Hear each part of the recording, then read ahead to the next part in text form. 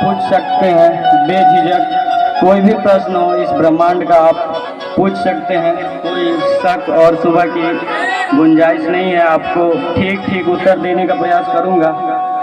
तो इधर नजदीक ले आइए, नजदीक। कोई व्यक्ति ऐसे जिनके मन में कोई ऐसी गुत्थी हो, प्रश्न हो जो आज तक नहीं सुलझ पाया हो, तो आप प्रश्न कर सकते हैं, और नहीं तो मैं ही सुना देता हूँ आपको। अच्छा बताइए, भगवान एक है या अनेक?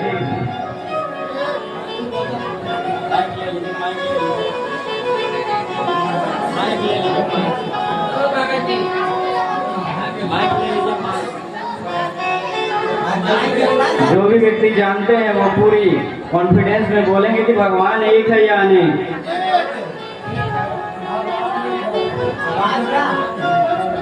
क्योंकि काफी सारी भ्रांति है इस प्रश्न को लेकर। लोगों को आज तक यही नहीं समझ में आया कि भगवान एक है या अनेक, है या नहीं। तो भगवान एक है या अनेक, इसी विषय पर पहले हम चर्चा करेंगे। भगवान एक है कैसे?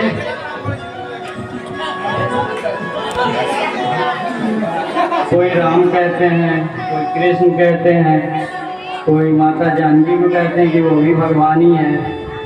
स्वयं श्री राधा जी को भी भगवान ही कहा जाता है। यहाँ तक कि हिंदू धर्म में कहा जाता है कि 32 करोड़ देवी देवता है। 33 करोड़, 32 करोड़ से भी ज्यादा। कितने? 33 करोड़ देवी देवताओं की चर्चा होती है।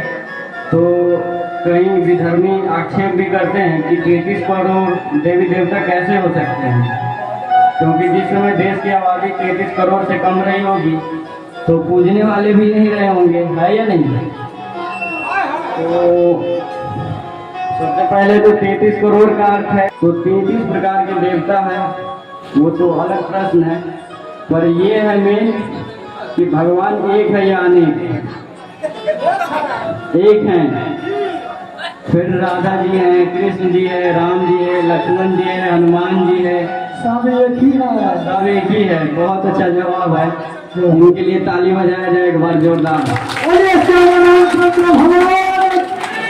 कैसे हम थोड़ा सा आपको समझाने का प्रयास करेंगे कि ये जो गणेश जी हैं, राम जी है, सीता जी है, लक्ष्मण जी हैं, कई सारे देवी देवताएं हमारे हैं, तो वो वास्तव में एक ही है। और वो एक कैसे है वो थोड़ा सा मैं आपको समझाने का प्रयास कर रहा हूँ।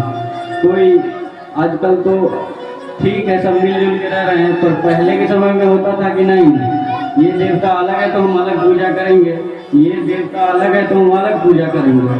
पर वास्तव में एक ही है देव, तो उन्हीं एक की आराधना करना चाहिए।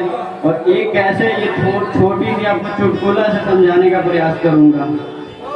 एक शिष्य थे किसी गांव में, महात्मा के बड़े योग्य शिष्य थे। अचानक दोनों शिष्यों का क्या था कि गुरु जी का बांटा था कि दाएं पग का सेवा एक व्यक्ति करेगा और बाएं पग का सेवा एक सेवक करेगा। एक दिन अचानक एक सेवक क्या किया कि वो बाजार चला गया सब्जी लाने के लिए, भोजन आदि बनाने के लिए। तो दूसरा सेवक गुरु जी की सेवा कर रहा था। तो इतने में गुरु जी पलट गए। अब जो उनकी पैर थी उसकी जगह दूसरे का पैर आ गया। सेवक भी ऐसा था, न बोला न चाला, लाया डंडा, मत्थर मारा उसको। अब महात्मा जी की बड़ी बुरी हालत हो गई, लगा चिल्लाने, ये कैसा सेवक ले आया जो न बोल जाए न चा जाए। जैसे ही मेरे उस सेवक का पग मेरे ऊपर आया, इसके ऊपर इसने धर मारा। फिर थोड़ी देर बीती, महात्मा कराता रहा, वो पीटता रहा। फिर थोड़ी देर में दूसरा सेवक आया बाजार से, देखता है कि जो मेरा पग बांटा हुआ था उस पग को सूज गया, फूल गया हुआ है पिटाई लगने के कारण। फिर वो भी मूर्ख, न बोला न चाला, लाया लकर उठा के धर मारा। अब गुरु जी की बड़ी हाल खराब हो गई। दोनों ही लगा लठम लठ करने कि ये मेरा है और ये मेरा है। तो दोनों ही पीटने लगे और गुरुजी की हालत खराब हो गई कि कैसे सेवक है, ये दोनों पग तो मेरा ही है, पर इस दोनों को समझ में नहीं आ रहा कि ये भी मेरा गुरु का पग है और ये भी मेरे ही गुरु का पग है। फिर कोई विद्वान आए, गांव के लोग आए, बताए रे मूर्ख, कैसा मूर्ख है तू, इस पग की सेवा करेगा तो भी उन्हीं को सुख मिलेगा और इसकी सेवा करेगा तो भी उन्हीं को सुख मिलेगा। तो ऐसे ही भगवान एक ही है, उनका नाम गणेश है, कोई पार्वती है, शंकर है, हनुमान जी है, राम जी है, पर वास्तव में एक ही है। उनकी सेवा करेंगे, किसी भी भगवान की सेवा करिए, सेवा उन्हीं की हो रही है, इसलिए लड़ना नहीं चाहिए, है या नहीं? तो समझ में आ गई ना, एक ही भगवान है, एक ही ब्रह्मांड नायक है जो अखिल जगत को, चराचर जगत को चला रहे हैं। तो ऐसा कोई पूछ दे कि भगवान एक है या अनेक, तो उसको यही उत्तर देना चाहिए कि भगवान एक ही है। और कई लोग आजकल पूछ रहे हैं कि भगवान है तो दिखाई क्यों नहीं देते। हाँ जी, भगवान है या नहीं, भगवान है या नहीं। कई लोग तो आधी दुनिया तो नास्तिक हो चुकी है, वो मानते हैं कि भगवान है ही नहीं। क्यों? क्योंकि हमने देखा ही नहीं आंखों से, अगर होते तो आंखों से दिखाई देते। तो आधी दुनिया तो लगभग यूरोप की नास्तिक है, वो भगवान को नहीं मानते, वो कहते भगवान नाम की कोई चीज है ही नहीं, ये दुनिया अपने से बनी और अपने आप ही चल रही है। तो कितने लोगों का मानना है कि भगवान है? बोलिए। है तो फिर दिखाई क्यों नहीं देती, ये प्रश्न होता है। अगर भगवान है, सारी वस्तुओं पर, सारी जीवों पर पड़ते हैं, इसलिए हम लोग इसी भगवान को मान रहे हैं। तो ये भी अपना उत्तर देने का प्रयास कर रहे हैं, जैसा ये जानते हैं, अच्छा प्रयास है। लेकिन कोई पूछे कि भगवान है या नहीं, अगर है तो दिखाई क्यों नहीं देता, है या नहीं भगवान? एक बार ये बोलिए पूरी जोर लगा करके सभी। भगवान तो है, सारी जीवों में भगवान एकदम पूरे के पूरे तैनात हो चुका है। तो भगवान है, फिर इन सभी को दिखाई देना चाहिए या नहीं देना चाहिए?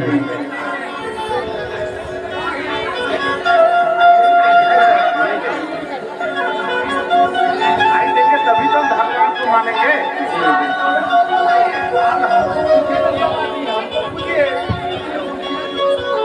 यदि बकरी में है भगवान, इसमें है तो उसको वाक्य क्यों करते हैं, खाते क्यों, उसको रोकना चाहिए। इनका प्रश्न है कि भगवान यदि सभी जीवों में समान रूप से विराजमान है तो हम उस बकरी की हत्या क्यों करते हैं, या किसी भी जीव की, प्राणी की हम क्यों हत्या करते हैं? तो ये तो जो है हमारी अज्ञानता से हो रही हत्याएं प्राचीन समय में। अच्छा ये बताइए, राम जी मांस खाते थे या नहीं? मांस खाते थे। खाते थे, कहाँ पर है आपने? हरिण मारते थे वो। हरिण मारना प्राचीन समय इसके लिए करते थे शिकार, उसको बता रहा हूँ मैं। तो वो शिकार करते थे या खाते भी थे? वो तो नहीं कहते, जब वो खाएगा वही तो शिकार करेगा। नहीं नहीं नहीं, ऐसा नहीं है। प्राचीन समय में क्या होता था, जैसे आज भी हिंसक पशु है ना, शुगर जिसे बोलते हैं गाँव में, तो वो कितनी फसल बर्बाद करता है या नहीं करता है? लेकिन जंगल में उनका फसल तो कोई बर्बाद नहीं करता है। जंगल में भी वृक्ष थी, फल थी, औषधि थी, और क्या कहते हैं, वो फल फूल भी होती थी और कृषि भी होती थी। ऐसा नहीं है कि केवल फल ही उगता था वन में। किसी ने बनाया है इसको, ईश्वर नहीं बनाया है। क्या कहना? प्रकृति नहीं तो बौद्ध बनाया है, और प्रकृति नहीं हरिण नहीं बनाया। अभी समय तो कम है, मैं आपको मोटी मोटी शब्दों में बता देता हूँ कि प्राचीन समय में जब राम जी उसका शिकार करते थे तो उसका मतलब ये था कि जो हिंसक पशु है, वो सामान्य जो प्रजा है, किसान है, उनकी खेती को क्षति न पहुंचा, इसलिए उसका हिंसा किया जाता था, न कि इसलिए कि मांस खाने के लिए। सहमत है इस बात से तो बोलिए जय सिया राम। तो ऐसा था, ऐसा नहीं था कि जो है वो मांस खाने के लिए वो करते थे। ऐसा कहीं भी रामायण में विधान नहीं है, न तुलसीदास जी ने लिखा है और न ही महर्षि वाल्मीकि ने लिखा है। मूल प्रश्न ये था कि भगवान है तो दिखाई क्यों नहीं देते, है या नहीं? कितने लोग जानना चाहते हैं इस प्रश्न को? सभी जानना चाहते हैं? बोलिए हाथ उठा के हाँ। तो सुनिए ध्यान से, हमारे पीछे जो बैठे लोग हैं वो है या नहीं? पर क्या मैं देख पा रहा हूँ? तो इसका मतलब भगवान भी है। अमेरिका है या नहीं? पर दिखाई दे रहा है यहाँ से। तो ये कह देंगे कि भगवान है ही नहीं, यहाँ देती है। तो ये समझ में आ रही है ना? भगवान है, दिखाई नहीं देते। क्यों नहीं दिखाई देते? इस प्रश्न का कोई है वीर जो जवाब दे? भगवान है लेकिन दिखाई नहीं देते। क्यों? क्योंकि भगवान निराकार है, वो आकार से परे हैं। क्या है भगवान? भगवान निराकार मान्यता है कि हम मूर्ति में प्राण प्रतिष्ठा कर को उससे ये समझने का प्रयास करते हैं कि ये उस ऊपर वाले का प्रतिबिंब है, फोटो है। ये नहीं है कि वही भगवान है। भगवान तो सर्वत्र है। तो ऐसा समझना चाहिए कि भगवान है। कैसे? अभी बताए ना, जैसे आंख में अंजन लगी हुई है, क्या कहते हैं उसको? काजल। पर दिखाई देता है लगाने वाले को? नहीं दिखाई देता। पर ये कहेंगे कि भगवान है ही नहीं। भगवान है पर वो दिखाई नहीं देते। क्यों नहीं दिखाई देते? क्योंकि वो निराकार है। तो इस प्रश्न आ गई ना समझ में? अब तो कोई शंका नहीं होगी ना? जब पूछे तो फंसेंगे तो नहीं। भगवान है और कैसे है? निराकार है। वो कहते हैं हरि व्यापक सर्वत्र समाना। वो सभी जगह व्यापक है, कण कण में है, इस मंदिर में भी, इस जमीन में है, इन प्राणियों में है। जितना भी चीज दिखाई दे रहा है और नहीं दिखाई दे रहा है, उनसे परे भी भगवान है। सहमत है इस बात से या नहीं? संतुष्ट हो गई ना आत्मा कि नहीं? ये सवाल होना चाहिए था। सुना था आज तक ये सवाल है लेकिन दिखाई नहीं देते। दिखाई कैसे देंगे ये बताइए। कौन कौन भगवान को देखना चाहते हैं? हाथ उठाइए कि मैं रियल में भगवान का दर्शन करके ये जो आवागमन की 84 लाख योनियां हैं उनसे पार उतरना चाहता हूँ। कितने लोगों के मन में ये जिज्ञासा है कैसे पार हो जाऊं? और पार कैसे होंगे? जब विश्वास हो जाए पूरा कि मैंने जो पाना था पा लिया, अब कुछ भी पाना बाकी ना रहा, तभी मानेंगे ना भगवान मिल गए। नहीं तो कहते हैं कि रामा रामा रटते रटते बीती रे उमरिया। तो वो ना हो जाए कि रामा रामा करते करते रियल में ही उमरिया बीत जाए और पता ही नहीं चले कि भगवान है क्या, है या नहीं। तो खुद को विश्वास होना चाहिए कि हमने भगवान का साक्षात्कार किया हुआ है।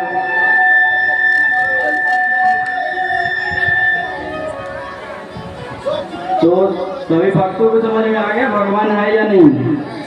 कोई भी नास्तिक मूर्ख है, वो देखने में असमर्थ है।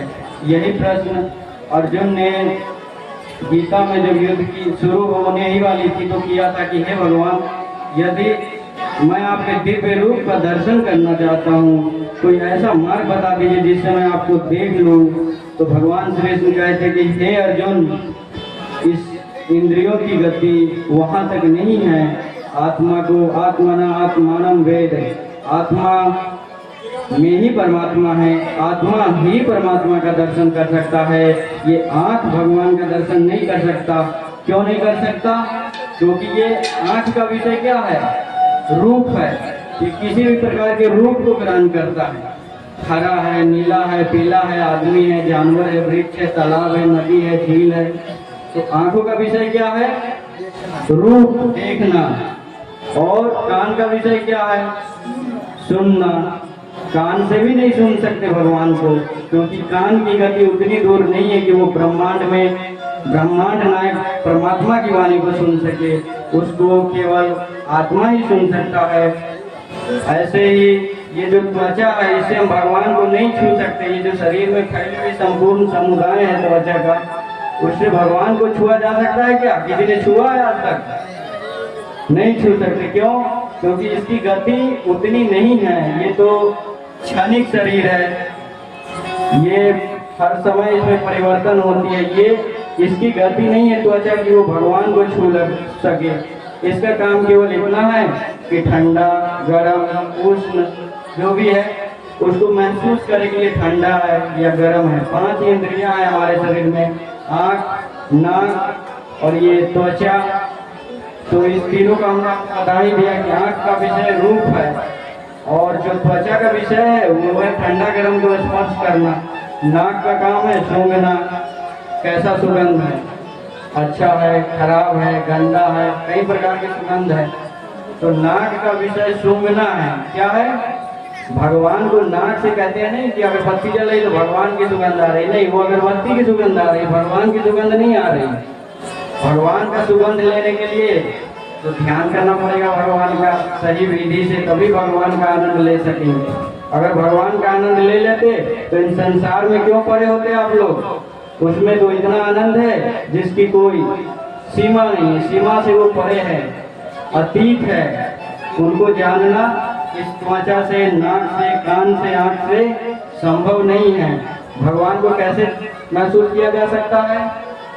आत्मा से। और आत्मा को जानने के लिए पहले आत्मा का ज्ञान तो हो कि आत्मा है कहाँ, आत्मा कहाँ है, कोई बताएंगे? तो जो संपूर्ण शरीर है उसमें आत्मा कहाँ है? कोई व्यक्ति जो शास्त्र पढ़े हो, आत्मा कहाँ है हमारे संपूर्ण शरीर में? आत्मा का कौन सा स्थान है? एक सज्जन बोल रहे हैं हृदय, एक बार इनके नाम पर ताली बजाया जाए। वास्तव में इस शरीर के अंदर जो रथी है वो आत्मा ही है। और वो कहाँ विराजमान है? सब मनुष्य के हृदय में विराजमान है। और जब उस हृदय में उस परमात्मा का साक्षात्कार होगा तो आप आनंद विभोर हो जाएंगे। बोलिए जय श्री राम। तो भगवान का दर्शन कहाँ होगा? समझ में आया ना? हृदय में होगा। और हृदय में कहाँ है आत्मा? हृदय में 72,000 नाड़ियाँ हैं। उन 72,000 नाड़ियों से फिर 72 करोड़ नाड़ियों का समुदाय बना हुआ है। उस किसी सूक्ष्म नाड़ी में हृदय की एक आत्मा की स्थान है, वही उनका निवास स्थान है। आपने देखा होगा गीता आदि में। तो आत्मा के स्थान कहाँ है? हृदय में। जोर से बोलिए, समझ में नहीं आ रही है क्या? और धीरे बोलूं? समय का अभाव है इसलिए बहुत जल्दी खींचना पड़ रहा है। तो हृदय के स्थान, हृदय में कौन सा स्थान है आत्मा का? किसी नाड़ी में 72,000 नाड़ी है हमारे शरीर में। उस किसी एक सूक्ष्म नाड़ी में आत्मा का निवास स्थान है। तो आत्मा कहाँ रहते हैं? आत्मा का साक्षात्कार करता है। तो परमात्मा का साक्षात्कार कैसे होगा? होगा तो आत्मा से। पर आत्मा का साक्षात्कार हो पहले तब न परमात्मा का साक्षात्कार होगा। अभी तो हम क्या है, किसी स्त्री को देख लिए उसी में फंसे हुए हैं, है या नहीं? अच्छे भोजन देख लिए उसी में फंसे हैं, अच्छा वस्त्र पहन लिए, लगता है हम ही सबसे बड़े सेठ हैं, साहूकार हैं, उसी चीजों में, क्षणिक चीजों में पड़े हुए हैं, जिसका सुख बिल्कुल ही थोड़े समय के लिए है, बहुत कम समय के लिए। संसारिक जितनी भी चीजें देख रहे हैं आप, 100 साल बाद यहाँ जितने लोग दिखाई दे रहे हैं इनमें से कोई भी नहीं दिखाई देगा। मानते इस बात को या नहीं? तो ये क्षणिक है, इसको छोड़ करके परमात्मा में जाना चाहिए जो निराकार है, सर्वत्र है, सर्व ब्रह्मांड नायक है, जिसमें अस्थाई सुख है। जो मोक्ष का आनंद है वो परमात्मा में ही है, मनुष्य में नहीं है। न तो अच्छे भोजन में है, न ये शरीर में है, न वस्त्र में है। जो वास्तविक सुख है वो परमात्मा में है। और जब तक परमात्मा को जानेंगे नहीं तब तक हम उस परमानंद परम स्वरूप मोक्ष को प्राप्त नहीं हो सकते। और उसको पाने का सरल उपाय है वैसे तो ऋषि महर्षियों ने बताए, पर आजकल ढोंग पाखंड डंबर फैलने की वजह से सब लोग इस भवसागर में ही फंसे हुए हैं। कोई पार होना मैं नहीं देख पा रहा हूँ अपनी नजर से कि कोई साधु संत कथावाचक प्रवचनकार सभी फंसे। उनको खुद ही नहीं पता है कि भगवान को हमने साक्षात्कार कर लिया या नहीं किया। क्यों? क्योंकि हठ है, दुराग्रह है, लोभ मोह में फंसे हुए हैं, सच बोलना नहीं चाहता। ऐसी स्थिति आ गई है कि आज तक पृथ्वी में ऐसी स्थिति कभी नहीं आई होगी। इतनी पापियों की जनसंख्या से पृथ्वी माँ कांप रही है। जहाँ देखिए अशांति है, अशांति फैला हुआ है।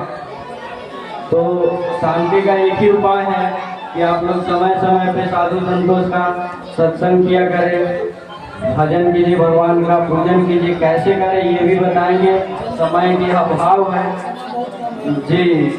तो सियाला जी कह रहे हैं बहुत समय कम है, और ये थोड़ा सा ये मैं अपना मत बता दूं, ये जो कर रहे हैं ये मुझे अच्छा नहीं लगा है। क्यों? क्योंकि जो महाराजा धीराज थे, स्वयं जो पूरी पृथ्वी को चलाते थे, उनके नाम पे भीख मांगना मुझे बिल्कुल भी पसंद नहीं है। और जब तक मैं जीऊंगा कभी हम अपने प्रवचन में ऐसा नहीं करने दूंगा, किसी की दुस्साहस नहीं होगी कि ये भगवान को नचाया जाए। हाँ, वैसे एक अलग बात है कि वो मिथिला में आए हैं तो उनको गाली भी सुनना पड़ता है, चाहे भगवान क्यों न हो, है या नहीं? ये मिथिला वासियों को ये अधिकार प्राप्त है कि वो भगवान को गाली भी देते हैं, और कहीं किसी व्यक्ति को ये अधिकार प्राप्त नहीं है। तो और कोई शंका हो, समाधान हो तो आप पूछ सकते हैं। और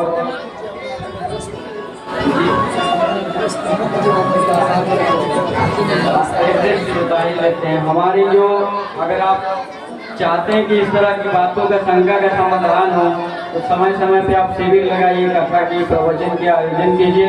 कोई फीस नहीं है, कोई दक्षिणा नहीं है, या किसी भी तरह से मंत्र तंत्र, मारण, मोहन, उच्चाटन, वशीकरण, भूत प्रेत, जिन आदि से परेशान व्यक्ति या पाप पूर्ण जो ये ओझा जी के कारनामे हो रहे हैं, सभी से छुपा हुआ नहीं है किसी से, है या नहीं?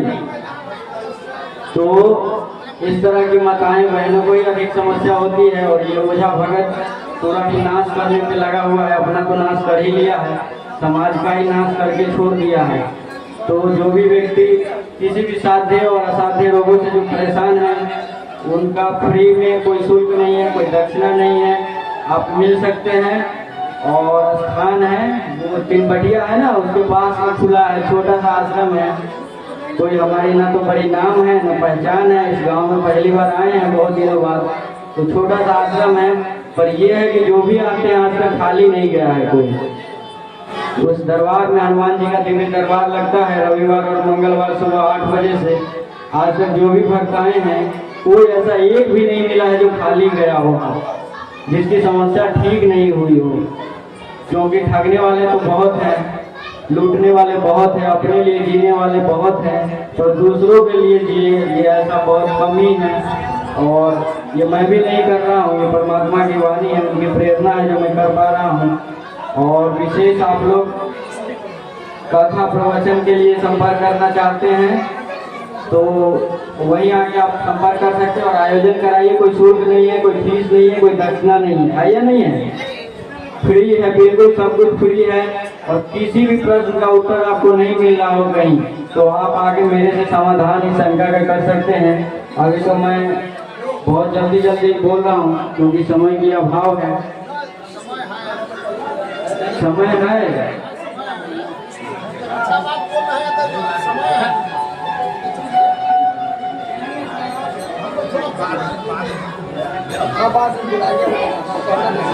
ठीक है। तो विशेष कुछ न कहते हुए मैं अपनी वाणी को विराम देता हूँ। बाकी अच्छा लगा बुरा लगा ये तो आप ही जानेंगे। हमारे पास अच्छा लगा, समय नहीं है अधिक, नहीं तो और अच्छा से समझाएंगे, बताएंगे। हम लोग का काम ही है प्रवचन करना, समाज की भलाई के लिए, समाज को जगाना ही काम है। और जो भी प्रश्न हो आपके आप पूछ सकते हैं। क्वेश्चन किसी के मन में कोई शंका हो तो आप पूछ सकते हैं।